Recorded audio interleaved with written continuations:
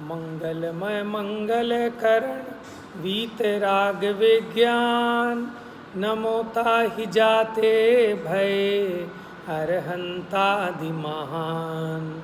करि मंगल करि हो महा ग्रंथ करण को काज, जाते मिले समाज सब पावे निज पद राज। ये पंचम गुणस्थानवर्ती श्रावक की 11 प्रतिमाएं। अब ध्यान से सुनना बेटा, ठीक है? आप लोगों को देखो अलग से पढ़ने की ज़रूरत ना पड़े अगर आप उपयोग को यहीं लगाकर सावधानी से सुने, ठीक है? और मुझे आप लोगों के चेहरे से पता लग जाता है कि किसका उपयोग यहाँ है, किसका उपयोग कहीं और है, ठीक है? ऐसा मेरे पास जादू है कि मैं चेहरे से पढ़ लेता हूँ सामने वाला यहाँ नहीं है, क्या सोच रहा है, किस गम में डूबा हुआ है, किस चिंतन में, ठीक है? जैसे वो रिया उधर और ये तान्या ये कहीं और है, इनका कुछ विचार चल रहा है, कुछ आत्मचिंतन चल रहा है, आत्म मंथन है। क्या हुआ? निराश निराश से लग रहे हो बेटा? सही है? तबीयत ठीक है? सुस्त नहीं रहना चाहिए, बच्चे एकदम हंसते खिलखिलाते रहने चाहिए, खुश, ठीक है? कोई गम है, मम्मी की याद आ रही है क्या? फिर एकदम खुश रहने चाहिए। चलो सीधे बैठ जाओ सभी लोग, कल तो पार्क जाओगे आप लोग, हैं? क्या पता, सही बात है। जो देखी वीतराग ने सो होसी वीरा रे, इसलिए विकल्प करना बेकार है, जो होगा देख लेना, जान लेना। सीधे बैठो बेटा, कमर सबकी सीधी होनी चाहिए, जितने लंबे हो सकते हो उतने लंबे हो जाओ बैठ के, हैं? बेटा आप तो थोड़े आगे बैठा करो। क्या हुआ, पूछ रहे हो कुछ? तो आप आगे आओ ना, इस तरह देखो व्यवस्था बनाया करो, छोटे बच्चों को आगे बिठाओ, ऐसा थोड़ी है बड़ों की बदमाशी चल रही है। आगे आओ, ये दोनों पीछे जाओ, ज़्यादा पीछे तो है ही नहीं, और रोटेट करते रहा करो अपनी सीट, सबको मौका मिलना चाहिए आगे पीछे।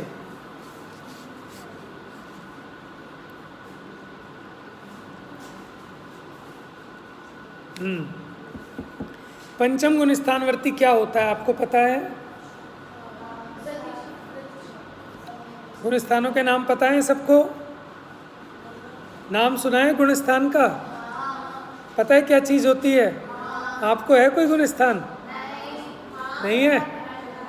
आपके पास है? किससे मिला? हाँ भाई ज्ञानम, तुम्हारे पास है गुण स्थान? हाँ भाई क्या है? सबके पास है? किसने दिलाया? मम्मी ने, पापा ने? कृष्टि गुण स्थान अजबपुर से कि गजबपुर से? स्वस्ति बेटा आपके पास है गुण स्थान? लेके आए हो यहाँ पे सब? नहीं आ रही बात समझ में? आपको पता है क्या होता है गुण स्थान? जल्दी बताओ। हाँ जी बताओ बेटा।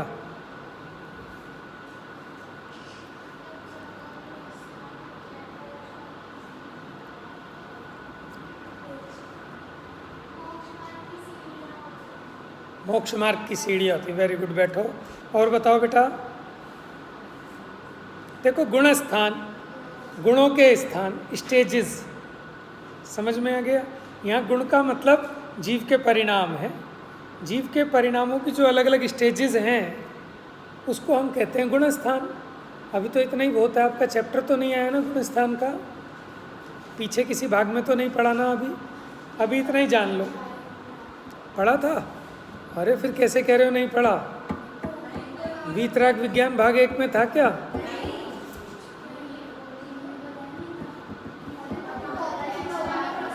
अच्छा, चलो कोई बात नहीं, इतने से काम चल जाएगा ना कि जीव के परिणामों के स्टेजेस हैं। जैसे कोई मिथ्यात्व परिणाम वाला है उसका पहला शहनशाही गुण स्थान है, कौन सा? मिथ्यात्व गुण स्थान। कौन सा गुण स्थान है उसको? और जिसको सम्यक दर्शन तो हो गया लेकिन अभी संयम नहीं हुआ, उसका चौथा गुण स्थान है अविरत सम्यक्त्व। ठीक है।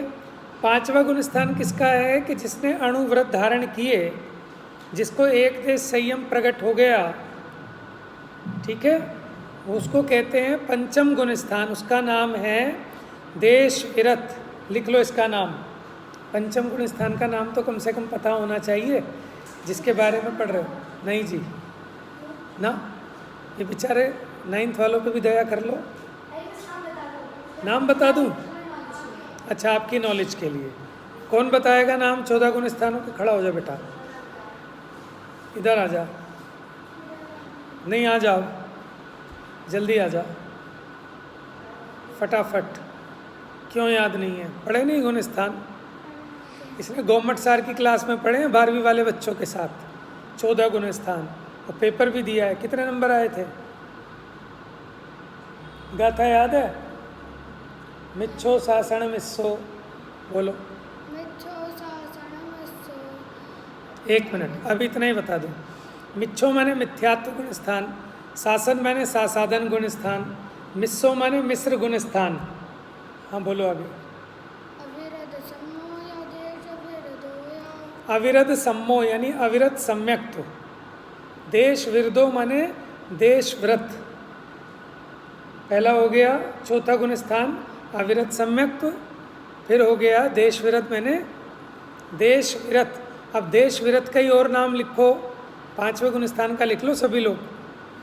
बैठ जा बेटा, आगे याद है? नहीं है याद? कौन सा गुण स्थान है 5वें के बाद? हाँ, प्रमथ संयत। 5वें के और नाम भी लिख लो। चल बैठ जा, वेरी गुड। आज रिवाइज कर लियो, ठीक है। इतनी मुश्किल से विद्या आती है, उसको संभाल के रखना बहुत ज़रूरी है। क्या एक बेटा आपको याद है? 5वें गुण स्थान के और नाम लिखो।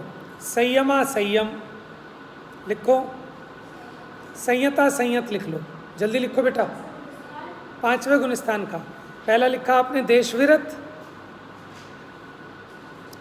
फिर लिखो संयता संयत।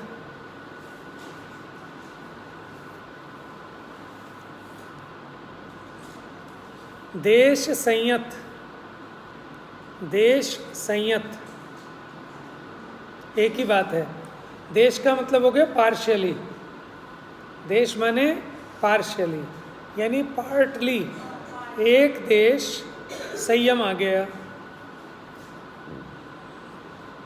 छठे गुण स्थान का नाम है प्रमथ संयत, 7वें गुण स्थान का नाम है अप्रमत्त संयत, फिर 8वां है अपूर्व करण, 9वां है अनिवृत्तिकरण, 10वां है सूक्ष्म सांप्राय, 11वां है उपशांत मोह, 12वां है क्षीण मोह। लिखने हैं, गुण स्थान की किताब में से देख लेना। अनिवृत्तिकरण, 10वां है सूक्ष्म सांप्राय, करण, फिर है सूक्ष्म सांप्राय,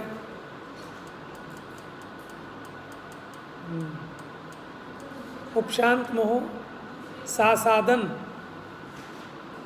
तीसरा है मिश्र, चौथा है अविरत सम्यक्त्व, 10वां हो गया सूक्ष्म सांप्राय, 11वां उपशांत मोह, 12वां क्षीण मोह, उपशांत मोह। बेटा अब 9th क्लास के बच्चों की स्पीड बहुत तेज होनी चाहिए नोट करने की। क्षीण मोह। बेटा आपका नाम क्या है? आस्था। तो आप इतने दिन से कहाँ घर पे गए हुए थे? क्यों? अच्छा, तो ठीक हो गया आपका। उपशांत मोह, क्षीण मोह, अयोग केवली जिन, सॉरी सयोग केवली जिन, 13वां गुण स्थान है सयोग केवली जिन, सयोग केवली जिन। अंतिम है अयोग केवली जिन, 14 गुण स्थान होते हैं। और फिर जो मुक्त हो जाते हैं सिद्ध भगवान, वो गुण स्थानातीत है। गुण स्थान जो संसार में स्थित हैं ऐसे जीवों के श्रद्धा और चारित्र गुणों की तारतम्य रूप अवस्था को गुण स्थान कहते हैं। ये 14 होते हैं। अब जरा समझना, पंचम गुण स्थानवर्ती श्रावक कहलाता है। क्या कहलाता है? लिखो, श्रावक के कौन कौन से गुण स्थान होते हैं? चौथा और पांचवा लिख लो। श्रावक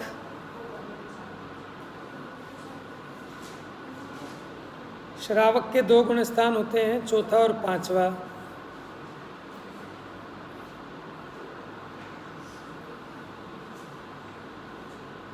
चौथे में अविरति होता है और पांचवे में वो देशव्रति होता है। देशविरति किसे कहते हैं? जिसने 5 अणुव्रतों को धारण किया।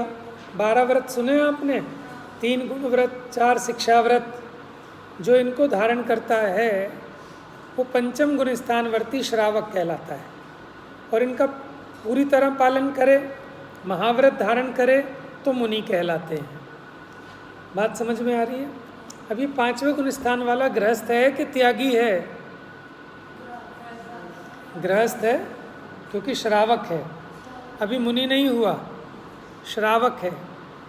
तो ये जो श्रावक है इसकी 11 प्रतिमाएं होती हैं। अपने मंदिर में कितनी प्रतिमाएं हैं? 3 प्रतिमाएं। और इस पंचम गुण स्थानवर्ती श्रावक की कितनी प्रतिमाएं हो सकती हैं? किसी के पास 1 हो, किसी के पास 2 हो, किसी के पास 5 हो। किस किस को चाहिए प्रतिमा? लेनी चाहिए कि नहीं लेनी चाहिए प्रतिमा? तो कौन कौन तैयार है प्रतिमा लेने के लिए? तैयार हैं? कौन सी प्रतिमा लोगे फिर आप? ये प्रतिमा का मतलब मूर्ति नहीं है, समझ गए? क्या है प्रतिमा? ये संयम की स्टेजेस हैं। क्या है? संयम की। 5वें गुण स्थान में, समझना बेटा ध्यान से, 5वें गुण स्थान में वो पापों का एक देश त्याग करता है, सर्वदेश नहीं। कितना त्याग करता है? एक देश। अब उसकी स्टेजेस होती हैं कि कोई थोड़ा कर पाता है, थोड़े और ज़्यादा नियम ले पाता है, कोई और ज़्यादा त्याग करता है, कोई और ज़्यादा त्याग करता है। आपने क्षुल्लक ऐलक देखे हैं?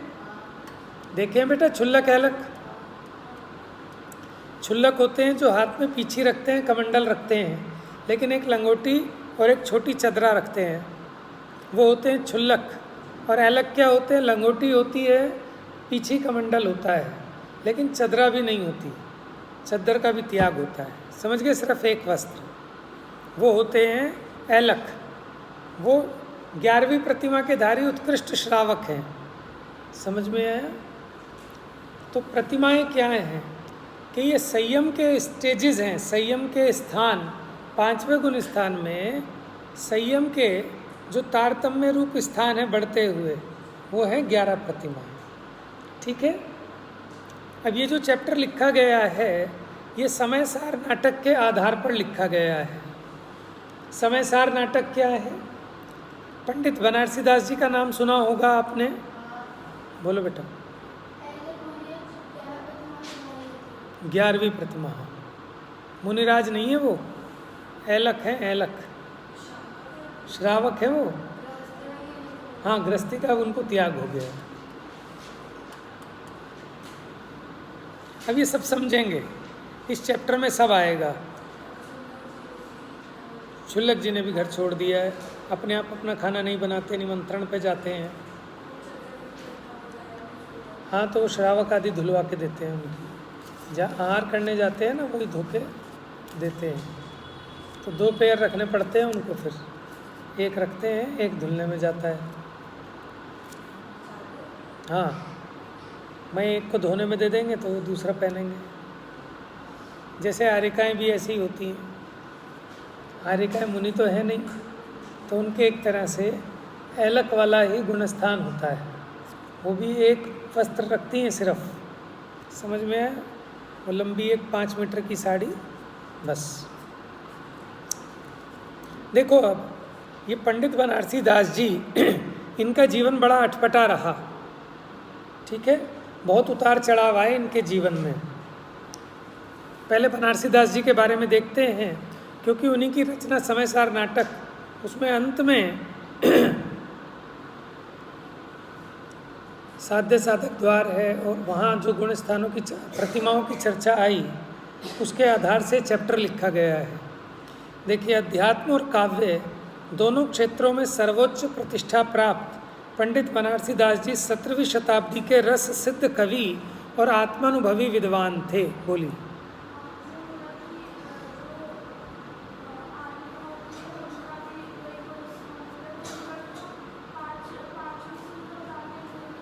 तो पांचवा ही तो गुणस्थान कह रहा हूँ, ऐलक का भी तो पांचवा ही गुणस्थान होता है। नहीं, आर्यिकाएँ भी पंचम गुणस्थान से ऊपर नहीं जा सकती। ठीक है, कुछ पूछ रहे हैं आप लोग? पढ़ाऊँ? परिचय देख लीजिए। देखो, बहुत प्रतिष्ठा थी। अभी जैसे बच्चे फिल्मी गाने गुनगुनाते हैं ना, है ना, ऐसे बनारसी दास जी ने जो नाटक समयसार लिखा और इनकी एक नवरस पदावली आदि इन्होंने लिखी थी, एक रचना, तो लोग वही गुनगुनाते रहते थे। इतने फेमस थे बनारसी दास जी कविता के मामले में, काव्य के मामले में। आपका जन्म श्रीमाल वंश में जौनपुर निवासी लाला खड़ग सेन के यहाँ संवत 1643 में, मतलब आज से लगभग 400 साल पहले हुए ये। ठीक है, बनारसी दास जी कब हुए? आज से लगभग 400 साल पहले। इनका नाम तो विक्रमजीत रखा गया था, लेकिन बनारस की यात्रा के समय, क्योंकि बनारस नगरी पार्श्वनाथ भगवान की जन्म स्थली है, काशी नगरी में जन्म हुआ था। हो देवों के देवा, जय पारस जय पारस। तो काशी कहाँ है? बनारस में। तो बनारस में उनका जन्म हुआ था ना पार्श्वनाथ भगवान का, तो ये बनारस की यात्रा पर गए, तो इनका नाम भी बनारसी दास रख दिया गया। क्या रख दिया गया? आजकल उसका नाम क्या है बनारस का? वाराणसी।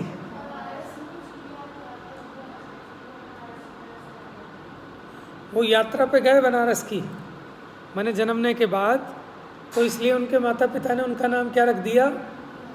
वो माता पिता ने रख दिया कि क्या कारण रहा, तो उनका नाम बनारसी दास रख दिया गया। इन्होंने अपनी ऑटोबायोग्राफी लिखी है। क्या? ऑटोबायोग्राफी लिखी है। तो उसको उन्होंने नाम दिया अर्ध कथानक। अर्ध कथानक इसलिए दिया कि जब उन्होंने लिखा वो लगभग 50-55 साल के होंगे, और ये मानते हुए कि पूरी उम्र 100 साल की होती है तो आधी हो गई, इसलिए उन्होंने उसको नाम दिया अर्ध कथानक। अपनी आधी जिंदगी का सब वर्णन उसमें लिखा है। अर्ध कथानक, अर्ध माने आधा। समझ में आ रहा है? कहाँ ध्यान है भाई साहब आपका? क्या सोच रहे हो? बताओ जल्दी बताओ, सच सच।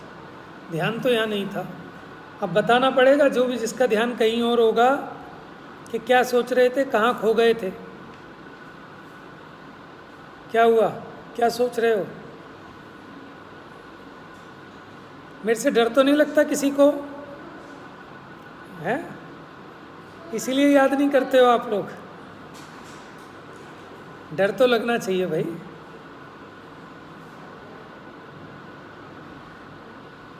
नहीं लगता डर? इसको लगता है।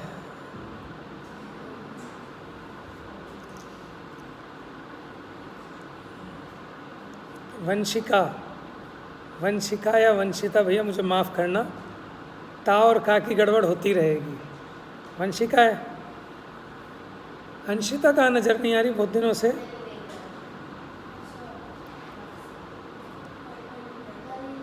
हाँ, जिसको भी टाइफाइड होता है घर जाके ठीक हो जाता है।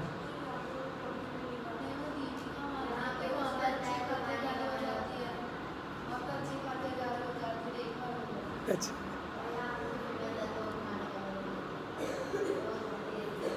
ठीक है, थोड़ी केयर हो जाती है, लेकिन जाना भी तो बड़ी मुश्किल का काम है। इतनी दूर के हो आप लोग, जाना आना, उतने में बच्चे की। अच्छा, तो अब तो आप लोगों की भी छुट्टियां मिलेंगी। 1 महीने के लिए जाओगे, 2 महीने के लिए? क्यों, छुट्टियां 2 महीने की नहीं है? 1 महीने की छुट्टियाँ? चलो, अब जाके क्या करोगे? मम्मी पापा को भी थोड़ा डिस्कस करना, उनकी भी रुचि लगवाना। अगर रुचि है तो बहुत अच्छी बात है, और रुचि नहीं है, है कहाँ पे? दमोह की हो? दमोह तो बहुत अच्छी नगरी है, धर्मात्मा जीवों की नगरी है दमोह। तो वहाँ प्रवचन कहाँ क्लास लेती हो? खड़ेरी? अच्छा, वहाँ लेती हो। क्या पढ़ाती हो? अच्छा, अब तो उनका नुकसान हो गया होगा बच्चों का, है? चलो बहुत बढ़िया। देखो, बांटने से अपना ज्ञान बढ़ता है। ठीक है, आप 1 महीने के लिए जाओगे तो वहाँ अपने बच्चों को इकट्ठा करना, जितने भी आपके कॉलोनी के बच्चे हों, रिश्तेदारी के हों, मंदिर में आते हों, तो 1 महीना पाठशाला ज़रूर चालू करना आप लोग। ठीक है ना? कम से कम बाल बोध भाग 1 ही पढ़ाना, और सब बच्चे लेके जाना अपने यहाँ से किताबें कुछ कुछ। ठीक है, कम से कम कुछ तो अपना धर्म का प्रचार करो और उससे आपकी भी ज्ञान की वृद्धि होगी, आपकी पढ़ाने की स्किल डेवलप होगी। ठीक है, अपॉर्चुनिटी मिलेगी आपको। और मम्मी पापा को भी डिस्कस करना, बताना कि सही क्या है, गलत क्या है, हम क्या गलती करते हैं। कम से कम ग्रहित मिथ्यात्व अगर किसी के घर में हो तो ग्रहित मिथ्यात्व से तो बचवाना है ना, तभी तो फ़ायदा है आपका जैन धर्म की शिक्षा लेने का। चलिए, तो बनारस की यात्रा करने के कारण इनका नाम लोगों ने रख दिया बनारसी। समझ में? जैसे कोई अमेरिका से घूमा है तो उसकी बड़ी प्रसिद्धि हो जाती है ना। तो गांव का कोई बंदा बम्बई घूम आता था तो उसका नाम रख देते, कौन मुरारी, कौन बम्बैया, कि हाँ बम्बैया, कि बम्बई हो आया, तो उसका नाम क्या आगे ऐसा लगा दिया। ऐसे जब ये वाराणसी की यात्रा कर आए होंगे तो फेमस हो गए होंगे अपने नगर में, गांव में। तो किस नाम से विख्यात हो गए? बनारसी दास। असली नाम क्या था इनका? इनकी 2 बहनें थी। आपने अपने जीवन में बड़े उतार चढ़ाव देखे। आर्थिक विषमता का सामना भी आपको बहुत बार करना पड़ा। कभी धंधा पूरा पिट जाता था, गरीबी आ जाती थी, खाने की रोटी को भी पैसे नहीं होते थे। आपका पारिवारिक जीवन भी अच्छा नहीं रहा। आपकी 3 शादियां हुई, 9 संतानें हुई। तो आम बात है, पहले तो दर्जन के हिसाब से बच्चे होते थे पुराने टाइम में, और ये तो 400 साल पुरानी बात है। अभी आप अगर 50-60 साल पुराने लोगों को देखो ना, ठीक है, माने आप अगर अपने दादा दादी वगैरह से पूछो कि वो कितने भाई बहन थे, तो मिल जाएंगे कि 6 बहनें 6 भाई, है ना। ऐसे 8-8, 12-12, 10-10 आम बात होती थी, और उनमें से 2-4 वैसे ही मर जाते थे, है ना। उतना मेडिकल साइंस नहीं था, उतनी केयर नहीं थी। तो इनके भी जीवन में क्या हुआ? 3 शादियां हुई, 9 संतानें हुई, 7 पुत्र और 2 पुत्रियां, पर एक भी जीवित नहीं रही। बताओ, 9 की 9 संतानें हुई, लेकिन 9 की 9 मर गईं। उन्होंने अर्धकथानक में स्वयं लिखा है, कहीं 55 बरस लो बनारस की बात। आ गया ना, 55 वर्ष तक की उन्होंने अपनी कथा सुना दी, क्योंकि जब उन्होंने लिखा वो 55 वर्ष के होंगे, तो ये मानकर कि मेरा आधा जीवन हो गया, उसको नाम दिया अर्धकथानक। समझ में आ रहा है? आत्मिका, इसको अर्धकथानक क्यों नाम दिया? 55 वर्ष की उम्र तक का उन्होंने लिखा। 3 विवाही भारजा सुता 2 सुत 7। भारजा माने भार्या, स्त्रियां। 3 ब्याही, ठीक है, 3 शादियां की, और सुता 2 माने पुत्रियां कितनी हुई?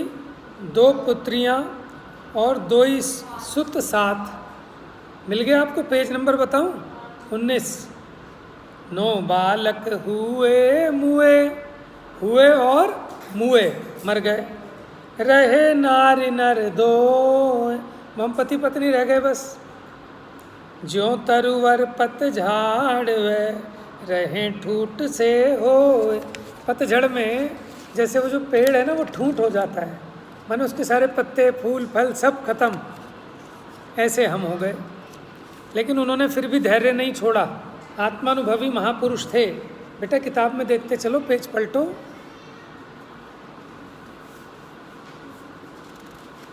देखो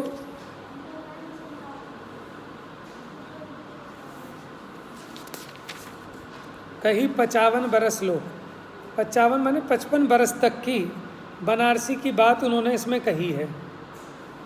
3 विवाही भारजा, भारजा माने भार्या यानी पत्नी, 3 ब्याही माने 3 पत्नियां ब्याही, सुता 2, पुत्रियां 2, सुत 7, सॉरी सुता 2 और सुत 7, 7 पुत्र और 2 पुत्रियां हुई, 9 बालक हुए मुए।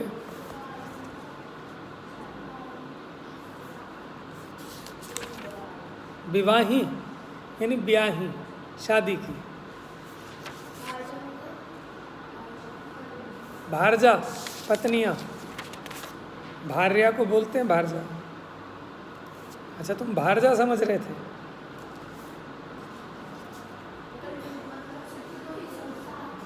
ठूंठ, जो लुटा पिटा पेड़ होता है ना, उसे ठूंठ कहते हैं। अकेला देखा है आपने, ना उस पर फल होते, ना फूल होते, ना पत्ते होते, अकेला खड़ा रहता है ठूंठ सा, उसे कहते हैं ठूंठ। अब इम्पोर्टेंट बात क्या है, इन्होंने आध्यात्मिक क्रांति की।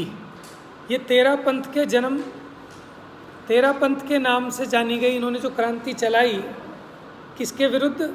कि जो भट्टारकवाद था, उस समय क्या हुआ, उस समय काल ऐसा था, मुगलों का शासन था, तो मुनि आदि नज़र नहीं आते थे, जैन धर्म पर बड़ा भारी संकट था।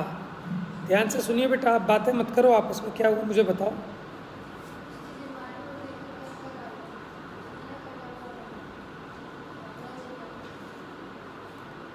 इसका तो हाथ खड़ा ही रहता है।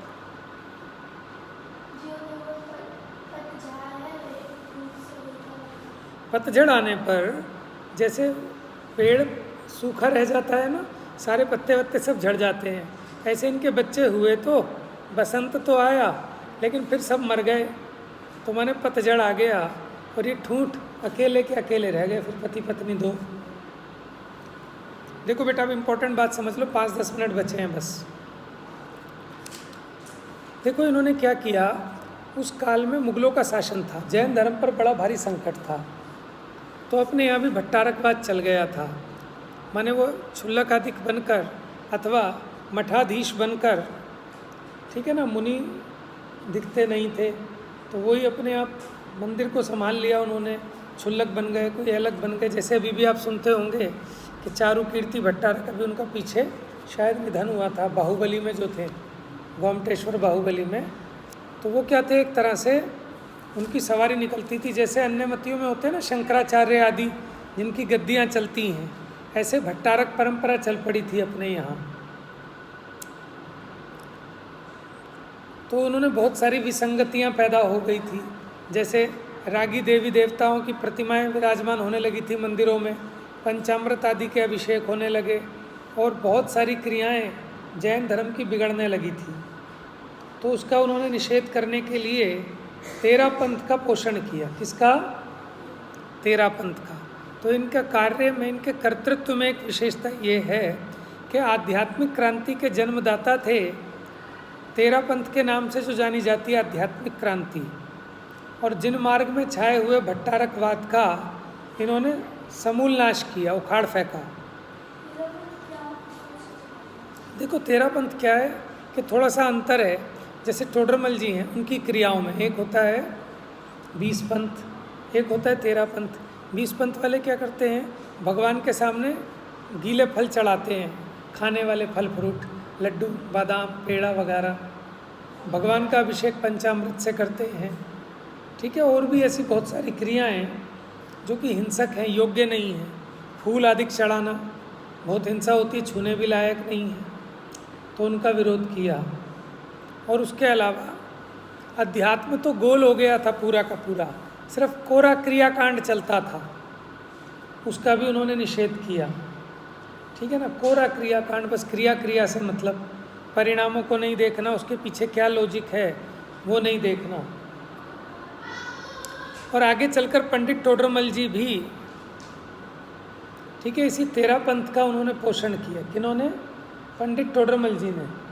ये कहाँ चली गई थी आज देशना? अच्छा बैठ जाओ बेटा, कोई बात नहीं। बस आप ये समझ लो कि वो जो पद्धति थी, पूजन पद्धति, जो क्रियाकांड था धर्म के नाम पर, उसका जिन्होंने विरोध किया कि जैसे हम धूप नहीं चढ़ाते, कि धूप अगर अग्नि में खेएंगे तो हिंसा होगी, फूल नहीं चढ़ाते, तो उसको नाम दे दिया तेरा पंथ। तो कुछ लोग कहते हैं जो तेरा पंथ सो मेरा पंथ। तेरा पंथ माने जो अनादि से चला आया मूल मार्ग है, उसको तेरा पंथ नाम दिया।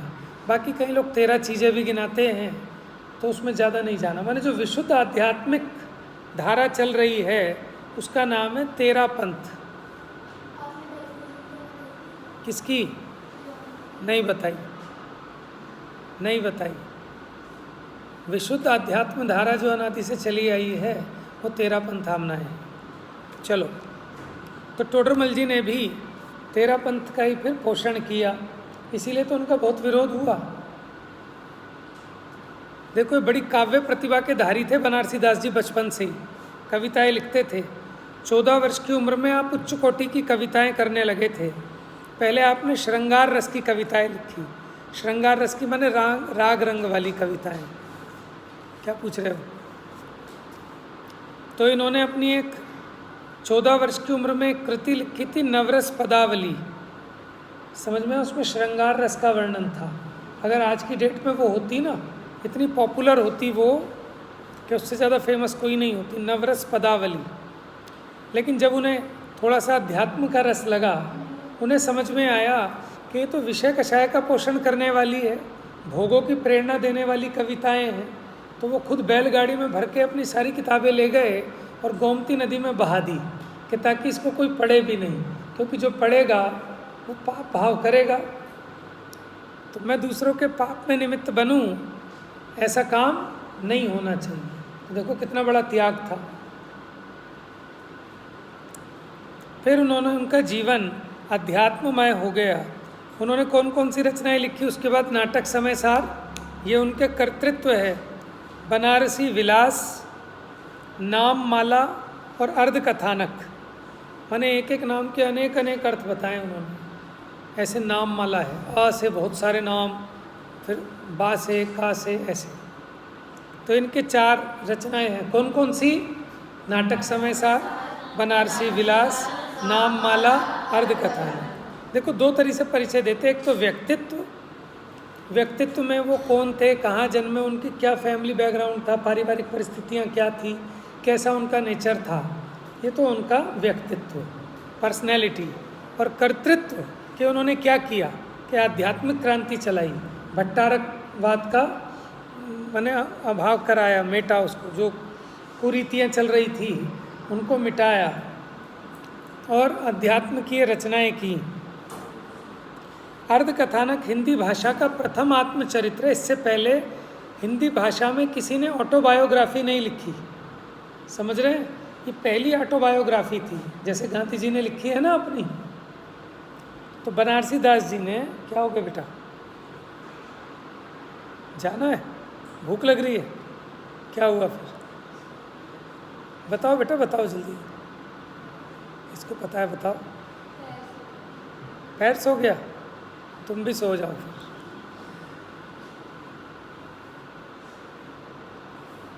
पैर ये पलटते रहा करो ना पैर, ठीक है, धीरे धीरे उठ जाएगा। तो ये पहला आत्मचरित्र है, आत्मकथा है, जो अपने में एक प्रौढ़तम कृति है। 55 वर्ष का जीवन आईने के रूप में चित्रित है और बड़ी ईमानदारी के साथ। हम अगर अपनी अपनी सेल्फ ऑटोबायोग्राफी लिखेंगे ना, तो लोग क्या करते हैं, अच्छी अच्छी बातें तो लिख देते हैं, लेकिन जिससे अपनी निंदा हो ऐसी बातें नहीं लिखते। उन्होंने तो अपनी वो सारी बातें भी लिखी हैं। समझ में? उन्होंने सब लिखा कि हम बड़े शौकीन थे, कि मंदिर से आते थे और बाहर कचौड़ी वाले की दुकान थी, कचौड़ी के बड़े शौकीन थे, पैसे नहीं होते थे तो उधार लेके कचौड़ी खाते थे, और आशिक मिजाज थे। वो सब उन्होंने लिखा है। मैंने बड़ी ईमानदारी से अपनी आत्मकथा लिखी है उन्होंने, नहीं तो कौन लिखता है अपनी सारी बातें, हैं? अपनी सारी कमियां भी बता दी। विविधताओं से युक्त आपके जीवन से परिचित होने के लिए इसे पढ़ना चाहिए। अच्छा, बनारसी विलास उनकी अनेक रचनाओं का संग्रह ग्रंथ है और नाममाला कोश काव्य यानी डिक्शनरी है। नाटक समयसार, नाटक समयसार क्या है? समयसार ग्रंथ जो कुंदकुंद आचार्य ने लिखा, अमृतचंद्र आचार्य ने उसकी टीका लिखी और उसमें कुछ कलश लिखे। उनके कलशों के आधार पर पांडे राजमल जी ने बालबोधनी टीका लिखी है। किन्होंने? पांडे राजमल जी ने बालबोधनी टीका लिखी है। किस पर? अमृतचंद्र आचार्य के कलशों पर। और वो कलश किस पे लिखे अमृतचंद्र आचार्य ने? समयसार पर। तो वो बालबोधनी टीका इनको मिली पांडे राजमल जी की, और उस टीका के आधार से इन्होंने नाटक समयसार रच दिया। और ये पाठ इसी नाटक समयसार के अंत में चतुर्दश गुणस्थान अधिकार है, उसमें जहाँ 5वें गुणस्थान की बात आई, फिर उसमें 11 प्रतिमाओं के माध्यम से वो वर्णन किया। ठीक है, इनका परिचय हो गया। अब पंचम गुणस्थानवर्ती श्रावक क्या होता है थोड़ा बहुत हमने बता दिया। अब उसकी 11 प्रतिमाएं क्या होती हैं वो कल से बताएंगे। संयम अंश जग्यो जहाँ, बोलिए। भोग अरुचि परिणाम, उदय प्रतिज्ञा को भयो, प्रतिमा ताको नाम, संयम अंश जग्यो जहाँ, भोग अरुचि परिणाम, उदय प्रतिज्ञा को भयो,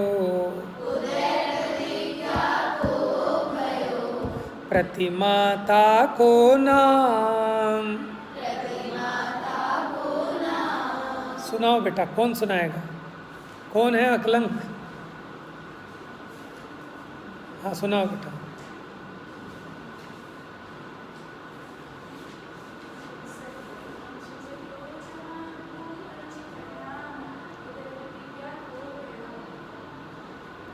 प्रतिमा ताको नाम। बहुत बढ़िया भैया, बहुत अच्छा। और किसी को याद हुआ? सुनाओ जल्दी मासूम। आपको भी नहीं हुआ? ऐसे ही एक बार में हो जाना चाहिए। चलो कोई बात नहीं, अब इसका मीनिंग समझ लो। संयम अंश जग्यो जहाँ, आंशिक संयम जागृत हुआ ना, देश संयम, ठीक है। भोगों की अरुचि हो गई, भोगों की अरुचि हो गई। अब उदय प्रतिज्ञा को भयो, अब वो जीव क्या करता है? प्रतिज्ञा धारण करता है। उसको क्या कहते हैं? प्रतिमा कहते हैं। ठीक है, इसकी विशेष चर्चा कल नहीं होगी, परसों होगी। कल आप एंजॉय करो, ठीक है। संडे के दिन आप थोड़ी एक्सरसाइज किया करो, योगा किया करो, पार्क जाया करो, खेला करो ताज़ी हवा में। लेकिन छत बहुत बड़ी है, छत पे भी जा सकते हो, है ना। हाँ, संयम अंश जग्यो जहाँ, भोग अरुचि परिणाम, उदय प्रतिज्ञा को भयो, प्रतिमा ताको नाम।